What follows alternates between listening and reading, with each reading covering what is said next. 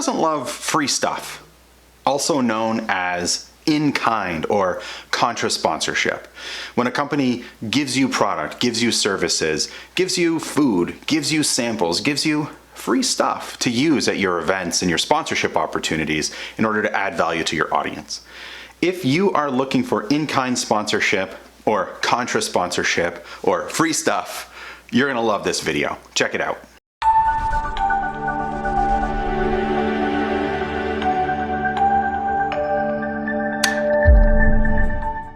My name's Chris Bayless, President and CEO of the Sponsorship Collective, and before we dive into this video, make sure you hit the subscribe button and click the bell icon to get notifications every time we have a new video. In-kind sponsorship is often seen as a lesser form of sponsorship, but it can actually be just as valuable as cash sponsorship if done right.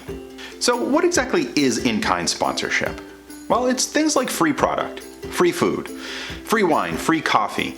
It can also be media opportunities, right? Free media, free exposure. It can also be the services of a company that typically charges for the things that it's offering you.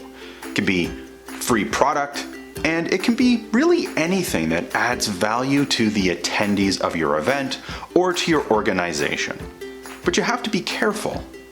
We typically think of in-kind sponsorship as always valuable, but actually, if you don't do it properly, it can wind up costing you money.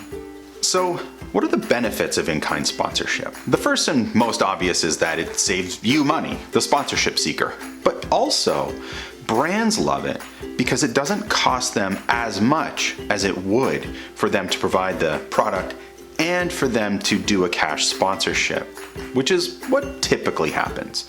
So if you're giving a brand an opportunity to do in-kind sponsorship, you're really giving them a break. And there are plenty of reasons to do this. Obviously, your audience loves it, right? As long as the stuff you're choosing is of interest to your audience, right? There has to be a match between the in-kind services or products being offered and what your audience are interested in. So of course you can use in-kind sponsorship to add value to your audience. You can also use it to promote your event, your opportunities, your brand, and you can also use in-kind sponsorship as leverage to give your other sponsors more value. Perfect example are media partnerships where they're going to promote your opportunity. In the case of a naming right or a presenting right of a major event or a major opportunity, your media partner is going to use the name of your title sponsor over and over and over again, and you can value those things as part of your valuation. So while you're getting free media opportunities, you're also driving up the value of some of your sponsorship opportunities. The same is true if you have a media partner who will help grow your database or your social media footprint, or get more people to attend your event or your opportunity in general. As long as you can drive up foot traffic, drive up eyeballs, you can monetize that through other forms of cash sponsorship. The drawbacks of in-kind sponsorship, though, are many. Often sponsorship seekers think, well, if it's an in-kind gift or an in-kind sponsorship, then it doesn't really matter what the product is, we'll just take it, without really thinking about what it means to their brand, but also without thinking that you're going to have to recognize your in-kind partners. Them giving you the product is not where sponsorship ends. You're still going to have to do things like logo placement, promotion, making sure that you deliver the samples and deliver the product to their target customer. It isn't enough to just take it and put it out for people to use or not use. You still have to create activations and engagement. So just because you're getting something for free doesn't mean that you don't have to put in significant effort. In-kind sponsorship is no different than any other sponsorship in that respect. So how do you get in-kind sponsorship? Like all other forms of sponsorship, it starts and ends with your audience. An in-kind sponsor is not going to invest the time, the money, the resources, the opportunity cost in your sponsorship opportunity without knowing that you're connecting them directly to their target market. In-kind sponsorship is really just a fancy word for sampling. You're helping them get their product, get their opportunities, get their services in front of their target market. So you have to know who your audience is and be able to sell them. When you're reaching out to in-kind sponsors, you still have to use the same process as any other sponsorship. Just because they're in-kind sponsors doesn't mean you can cold email sponsorship packages expecting product in return. So you really have to think about whether an in-kind sponsorship is worth it, because you are going to have to invest some time and maybe even some money in order to bring on an in-kind sponsor. The way you get in-kind sponsors: knowing your audience, reaching out, having a conversation, negotiating terms, and then delivering on the sponsorship opportunity.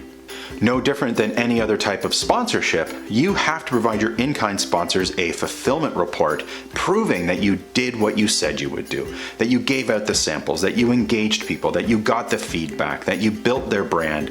Whatever it is that you promised them or you offered them, you must prove in a fulfillment report that you actually delivered. Your in-kind sponsors also have to deliver all of the things they promised. So I think the way that people practice in-kind sponsorship now is that they just get a gift card and they hand it out and that's that. But actually, in-kind sponsorship can add significantly more value to your opportunities and events if you treat them like proper sponsors. You want to make sure what they're offering you adds value to your audience. You want to make sure that you can monetize it fully. And then you want to make sure that you can deliver on the sponsor's goals. Last but not least, make sure that you consider in-kind sponsorship to be the opening of your sales pipeline. In other words, a company is giving you free product today, and if you deliver on your sponsorship promises, if you get them in front of their target market and prove value, if you treat them like a true partner and provide a fulfillment report, you have earned the right to ask them to upgrade their sponsorship year over year. So they may be testing you with in-kind sponsorship in year one. You have to prove the value and upgrade them in year two, where it becomes in-kind plus cash, with your goal of moving them up the sales pipeline to the point where they're giving you more cash than product. So just because in-kind sponsorship feels like a smaller or lesser form of sponsorship is not an excuse for us to practice bad sponsorship. You still have to go through the entire sponsorship sales process, from prospect research, audience data, discovery sessions, customized proposals, fulfillment report, activation, and upgrading your sponsors. Sound like a lot of work? It should. Sponsorship is not easy.